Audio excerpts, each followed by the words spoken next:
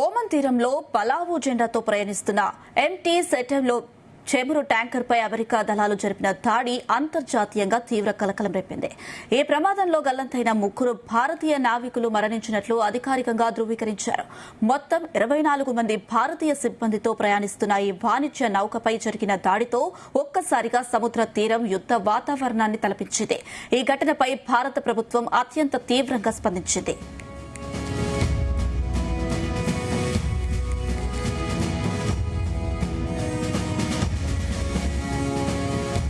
ఈ వారంలో ఓమన్ తీరానికి సమీపంలో ఉన్న హర్ముజ్ జలసంధి వద్ద అమెరికా దళాలు ఈ చెమురు ట్యాంకర్ పై దాడి చేశాయి. ఈ నౌకలో ప్రయాణిస్తున్న 24 మంది భారతీయులలో 21 మందిని రక్షించగా 3 నావికులు గల్లంతయ్యారు. అయితే తాజా సమాచారం ప్రకారం ఆ 3 మృతదేహాలు లభ్యమయ్యాయి. కేంద్ర మంత్రి శర్బానంద సోనోవాల్ సోషల్ మీడియా వేదికగా ఈ 3 నావికులు మరణించారని ప్రకటించారు. ఈ విషాద సమయంలో నౌకాదళ కుటుంబానికి జరిగిన నష్టం కేంద్ర ప్రభుత్వం పేర్కొంది. బాధితుల కుటుంబాలకు మోదీ ప్రభుత్వం అండగా ఉంటుందని ప్రకటించింది. ప్రమాదం నుంచి ప్రాణాలతో బయటపడిన మిగిలిన 21 మంది భారతీయ సిబ్బందిని వెంటనే స్వదేశానికి రప్పించడానికి, అలాగే మరణించిన నావికుల భౌతిక కాయాలను వేగంగా భారతదేశానికి తీసుకురావడానికి తగిన ఏర్పాట్లు చేయాలని ఉన్నతాధికారులను కేంద్రం ఆదేశించింది.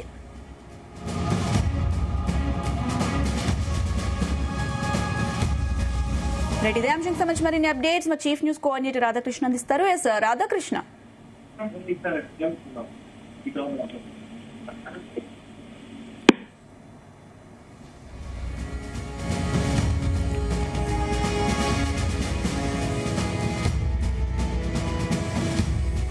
ఈ దాడిని భారతదేశం అత్యంత తీవ్రంగా ఖండించింది. వాణిజ్య నౌకలపై ఇలాంటి దాడులు జరపడం, భారతీయ నావికుల ప్రాణాలను ప్రమాదంలోకి నెట్టేయడం ఎంత మాత్రం ఆమోదయోగ్యం కాదని స్పష్టం చేసింది. ఈ మేరకు న్యూఢిల్లీలోని సీనియర్ అమెరికా రాయబారికి భారత విదేశాంగ మంత్రిత్వ శాఖ సమన్లు జారీ చేసింది. తమ నిరసనను బలంగా నమోదు చేసింది. అంతర్జాతీయ సముద్ర జలాల్లో ప్రయాణించే భారతీయుల భద్రతపై తీవ్ర ఆందోళన వ్యక్తం చేసింది. ఇదే అంశానికి సంబంధించి మరిన్ని అప్డేట్స్ మా చీఫ్ న్యూస్ కోఆర్డినేటర్ రాధాకృష్ణ అందిస్తారు. S Radhakrishna. Good evening Anusha. Gulf of Oman లో అమెరికా దళాలు జరిపినటువంటి ఏదైతే దాడిలో, క్షిపణి దాడిలో 3 భారతీయులు, 3 నావిక సిబ్బంది చనిపోవడం ఇప్పుడు పెద్ద అంతర్జాతీయంగా సంచలనంగా మారింది. ఎందుకంటే అంతర్జాతీయ స్థాయిలో ఇప్పుడు ఈ యొక్క అంశం అంతా కూడా తీవ్ర చర్చకు దారితీస్తుంది. సో ఇప్పుడు ఎందుకంటే పల్లావు జెండాతో ప్రయాణిస్తున్నటువంటి ఎంటీ సెట్బెల్లో అనే చమురు ట్యాంకర్ ఒమన్ తీరానికి చేరుకోగానే అక్కడ ఉన్నటువంటి గల్ఫ్ ఆఫ్ ఓమన్ లో అమెరికా దళాలు అప్పటికే వేచి ఉన్నాయి. సో ఒక్కసారిగా వీళ్ళు క్షిపణి దాడి చేస్తారు. ఈ ఘటనలో 3 భారతీయ నావికులు మరణించినట్లుగా భారత ప్రభుత్వం ఇప్పటికే ధృవీకరించింది. సో అమెరికా సెంట్రల్ కమాండ్ ప్రకారం ఎంటీ సెట్బెల్లో ఇరాన్ చెందిన చమురును తరలిస్తూ అమెరికా విధించిన సముద్ర నిర్బంధాన్ని ఏదైతే ఉన్నాయో, ఆంక్షలు ఉన్నాయో వాటిని ఉల్లంఘించిందని ఒక ఆరోపణ ఉంది. సో ఆరోపణ ఆధారంగానే ఈ యొక్క అమెరికా దానిపై దాడి చేసినట్టుగా, చమురు ట్యాంకర్ పై దాడి చేసినట్టుగా కూడా చెప్తా ఉంది. సో పలుమార్లు హెచ్చరించినప్పటికీ నౌక ఆదేశాలు పాటించలేదని, సో తమ ఆదేశాలు ధిక్కరించినందుకే తాము ఈ దాడి చేయాల్సి వచ్చిందని చెప్పేసి ఇంజన్ గదిని ఏదైతే మొత్తంగా కూడా యుద్ధ విమాన నౌక ఇంజన్ గది లక్ష్యంగా చేసుకుని ప్రిసిప్షన్ స్ట్రైక్ నిర్వహించినట్లుగా కూడా అమెరికా చెప్తా ఉంది. సో మొత్తానికైతే దీంట్లో మొత్తం ఆ నౌకలో 24 మంది భారతీయ సిబ్బంది ఉన్నారు. 121 మందిని రక్షించగా 3 భారతీయులు గల్లంతయ్యారని చెప్పేసి ఇప్పటికే భారత విదేశాంగ శాఖ మంత్రితో ప్రకటించింది.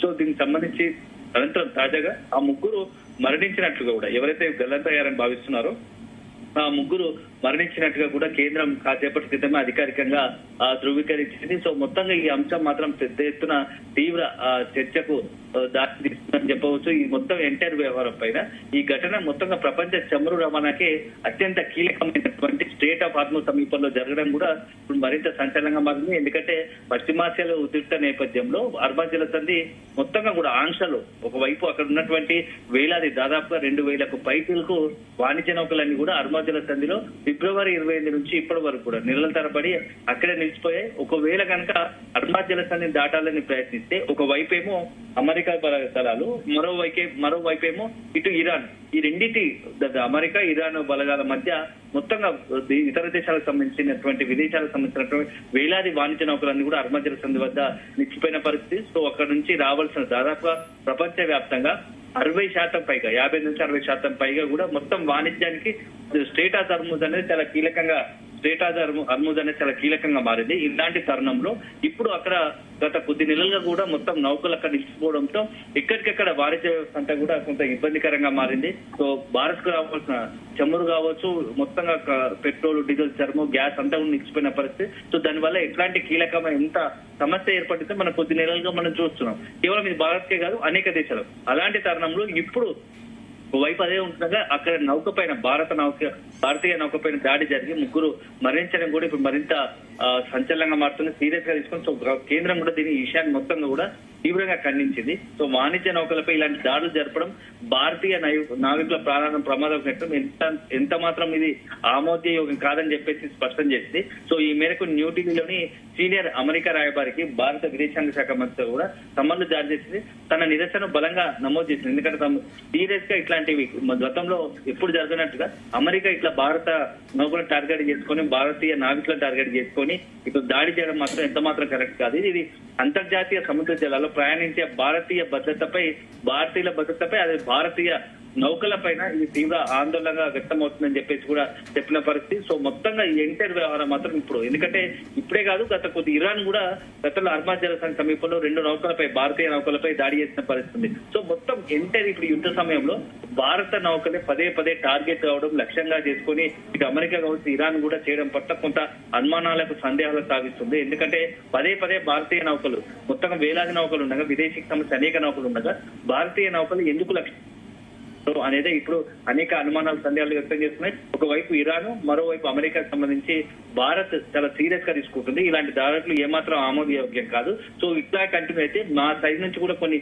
చర్యలు ఉంటాయి అని చెప్పేసి కూడా కొంత సీరియస్ గానే వార్నింగ్ పరిస్థితి. సో తాజాగా అయితే ఇప్పుడు ఈ జరిగినటువంటి దాంట్లో 3 చనిపోయారు కాబట్టి ముగ్గురికి మరణం పైన మాత్రం విదేశాంగ శాఖ చాలా సీరియస్ గా అయింది. సో అమెరికాలోని ఢిల్లీ రాయబారికి సమ్మన్లు కూడా జారీ చేసింది. సో ఈ నేపథ్యంలో మాకు సంబంధించినటువంటి దీనిపైన ఖచ్చితంగా మీరు వివరణ ఇవ్వాల్సిందే, ఎందుకు దాడి చేయాల్సి వచ్చింది, ఎందుకు భారత నౌకలను టార్గెట్ చేసుకుంటున్నారు అనే దానిపైన ఇప్పుడు అమెరికా రాయబారి కార్యాలయానికి భారత విదేశాంగ శాఖ మంత్రి సమ్మన్లు జారీ చేసింది. సో దీనిపైన అమెరికా నుంచి ఎలాంటి రిప్లై వస్తుంది, సో అమెరికా ఎలా రియాక్ట్ అవుతుంది అనేది మాత్రం వేచి చూడాలి. సో గతంలో కూడా అనేక సందర్భాల్లో కూడా ఒకవైపు భారత్ అమెరికా మధ్య సత్సంబంధాలు ఉన్నప్పటికీ ఎందుకు ఇలా జరుగుతోంది అనేది కూడా ఇప్పుడు అందరూ ఆలోచించిన విషయం. సో అన్ని అనుకున్నట్టు కూడితే ఈ అంశం పైన మోడీ ట్రంప్ తో కూడా మాట్లాడే అవకాశాలు కూడా ఉన్నట్టుగా కూడా తెలుస్తుంది. సో రాబోయే రోజుల్లో దీనిపై అమెరికా ఎలా రియాక్ట్ అవుతుంది, సో మోడీ కూడా ఏదైనా ట్రంప్ తో మాట్లాడతారా, అసలు ఈ దాడి వెనుక కారణాలు ఏంటనేది కూడా పూర్తి స్థాయిలో